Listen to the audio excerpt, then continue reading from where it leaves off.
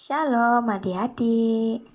Nah, hari ini kita akan belajar tentang namaan. Terlebih dahulu kita berdoa bersama-sama.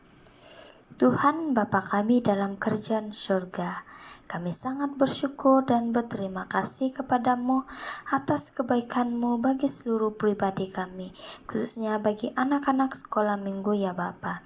Pada hari ini kami sangat bersyukur karena kami dapat bertemu lagi di dalam kelas online PKK pada hari ini. Biar Roh Kudus-Mu akan terus membimbing, memberikan hikmat bagi anak-anak kecil ini Bapa, untuk dapat memahami dan belajar apa yang mereka dengar bersama-sama pada hari ini. Hanya di dalam nama Tuhan Yesus kami berdoa. Amin. Adik-adik, kita akan belajar cerita tentang kisah orang namaan. Namaan bersama dengan budak perempuan yang menjadi pelayan di rumahnya. Nah, si Namaan ini adalah seorang panglima tentara Aram. Dia sangat disegani oleh rajanya karena dia adalah wira bangsa. Nah, tetapi si Namaan ini mengidap penyakit, yaitu penyakit kusta. Nah, pada zaman Namaan belum ada obat untuk penyakit kulit itu. Ia hanya boleh disembuhkan dengan kuasa Allah. Nah, apa yang terjadi dengan si Namaan? Mari kita dengar bersama-sama cerita ini di dalam 2 Raja-Raja pasal yang ke-5 ayat yang pertama sehingga ayat yang ke-27. Naaman, panglima Raja Aram, adalah seorang terpandang di hadapan tuannya dan sangat disayangi. Sebab oleh dia, Tuhan telah memberikan kemenangan kepada orang Aram. Tetapi orang itu, seorang pahlawan tentara, sakit kusta. Orang Aram pernah keluar bergerombolan dan membawa tertawan seorang anak perempuan dari negeri Israel. Ia menjadi pelayan pada istri Naaman. Berkatalah gadis itu kepada nyonyanya, "Sekiranya tuanku menghadap nabi yang di Samaria itu, maka tentulah nabi itu akan menyembuhkan dia dari penyakitnya."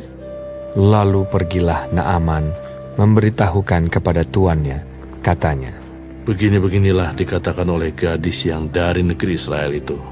Maka jawab Raja Aram, "Baik, pergilah, dan aku akan mengirim surat kepada Raja Israel." Lalu pergilah Naaman dan membawa sebagai persembahan 10 talenta perak dan 6.000 shikal emas dan 10 potong pakaian. Ia menyampaikan surat itu kepada Raja Israel yang berbunyi, "Sesampainya surat ini kepadamu, maklumlah kiranya bahwa aku menyuruh kepadamu Naaman, pegawaiku, supaya engkau menyembuhkan dia dari penyakit kustanya." Segera sesudah Raja Israel membaca surat itu, dikoyakkannyalah pakaiannya, serta berkata, "Alahkah aku ini yang dapat mematikan dan menghidupkan? Sehingga orang ini mengirim pesan kepadaku, supaya ku sembuhkan seorang dari penyakit kustanya. Tetapi sesungguhnya, perhatikanlah dan lihatlah, ia mencari gara-gara terhadap aku." Segera sesudah didengar Elisa, abdi Allah itu, bahwa Raja Israel mengoyakkan pakaiannya, dikirimnyalah pesan kepada Raja, bunyinya, "Mengapa engkau mengoyakkan pakaianmu? Biarlah ia datang kepadaku, supaya ia tahu bahwa ada seorang nabi di Israel." Kemudian datanglah Naaman dengan kudanya dan keretanya, lalu berhenti di depan pintu rumah Elisa. Elisa menyuruh seorang suruhan kepadanya, mengatakan, "Pergilah mandi 7 kali dalam sungai Yordan, maka tubuhmu akan pulih kembali, sehingga engkau menjadi tahir." Tetapi pergilah Naaman dengan gusar sambil berkata, "Aku sangka bahwa setidak-tidaknya ia datang keluar dan berdiri memanggil nama Tuhan Allahnya, lalu menggerak-gerakkan tangannya di atas tempat penyakit itu, dan dengan demikian menyembuhkan penyakit kustaku. Bukankah Abana dan Parpar, sungai-sungai Damsik lebih baik dari segala sungai di Israel. Bukankah aku dapat mandi di sana dan menjadi tahir?" Kemudian berpalinglah ia dan pergi dengan panas hati. Tetapi pegawai-pegawainya datang mendekat serta berkata kepadanya, "Bapak, seandainya nabi itu menyuruh perkara yang sukar kepadamu, bukankah Bapak akan melakukannya? Apalagi sekarang, ia hanya berkata kepadamu, 'Mandilah, dan engkau akan menjadi tahir.'" Maka turunlah ia membenamkan dirinya 7 kali dalam sungai Yordan, sesuai dengan perkataan abdi Allah itu. Lalu pulihlah tubuhnya kembali seperti tubuh seorang anak dan ia menjadi tahir.